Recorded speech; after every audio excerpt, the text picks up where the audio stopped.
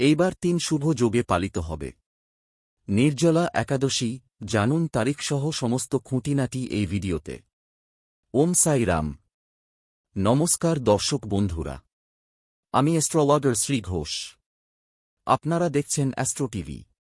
আপনাদের সকলকে আমার আন্তরিক শুভেচ্ছা রইল।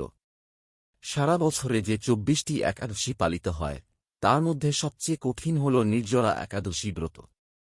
জ্যৈষ্ঠ মাসের শুক্লপক্ষের একাদশী তিথিতে নির্জলা একাদশী ব্রত পালন করা হয়।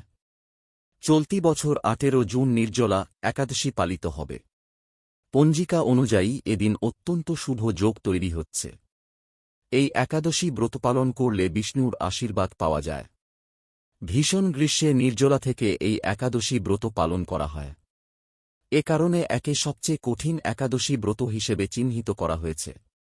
পৌরাণিক কাহিনী অনুযায়ী পাণ্ডবদের মধ্যে অন্যতম ভীম এই একাদশীর উপবাস রেখে কঠিন তপস্যা করেছিলেন। তাই একে ভীমসেন একাদশী বা ভীমসেনী একাদশীও বলা হয়ে থাকে।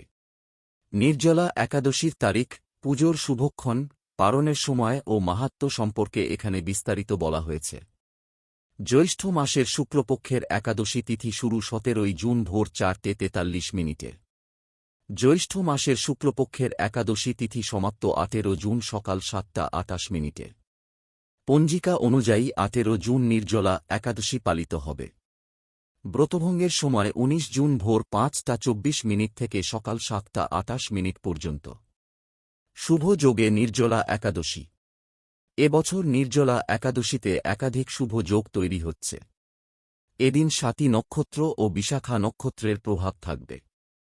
এছাড়াও ৩টি শুভ যোগ তৈরি হয়েছে। রাত ৯:৩৯ মিনিট পর্যন্ত শিবযোগ থাকবে। এদিন সিদ্ধ যোগ শুরু হবে। সিদ্ধি যোগে উপবাস করলে ধন বৃদ্ধির পথ প্রশস্ত হয়। দুপুর ৩:৫৬ মিনিট থেকে পরের দিন ভোর ৫:২৪ মিনিট পর্যন্ত ত্রিপুষ্কর যোগ তৈরি হচ্ছে। এছাড়াও ব্রতভঙ্গের দিনেও একাধিক শুভ যোগ থাকছে। ১৯ জুন সর্বার্থসিদ্ধি যোগ, রবি যোগ ও অমৃতসিদ্ধি যোগের প্রভাব থাকবে। এই সমস্ত শুভ যোগে নির্জলা একাদশী ব্রতপালন এবং ব্রতভঙ্গ করলে পুণ্য ফল অর্জন করা যায়। ব্যক্তিকে কখনও অর্থাভাবে দিন কাটাতে হয় না। নির্জলা একাদশীতে কি করবেন জেনে নিন। এই তিথিতে ভোরবেলা উঠে স্নান করে স্বচ্ছ পোশাক ধারণ করুন। এরপর বিষ্ণু পুজোর সংকল্প গ্রহণ করে সমস্ত নীতিনিয়ম মেনে নারায়ণের পুজো করুন। এদিন ব্রহ্মচর্য পালন করার পরামর্শ দেওয়া হয়। একাদশী তিথিতে রাত্রি জাগরণ করলে নারায়ণ প্রসন্ন হন। তবে বিছানায় না ঘুমিয়ে মেঝেতে ঘুমানো যায়। এদিন গাছ লাগানো শুভ। নির্জলা একাদশী তিথিতে অশ্বত্থ, বট, নিম ইত্যাদি গাছ লাগাতে পারেন। এই তিথিতে নির্জলা উপবাস রেখে কাউকে জল ভর্তি কলসি দান করলে শুভ ফল অর্জন করা যায়। এই তিথিতে কলসি দানের সময় এই মন্ত্রটি বলুন। দেবদেব ঋষিকেশ সংসারানবতারক উৎকুম্ভ প্রদানের নয় মান পরমাং গতিম।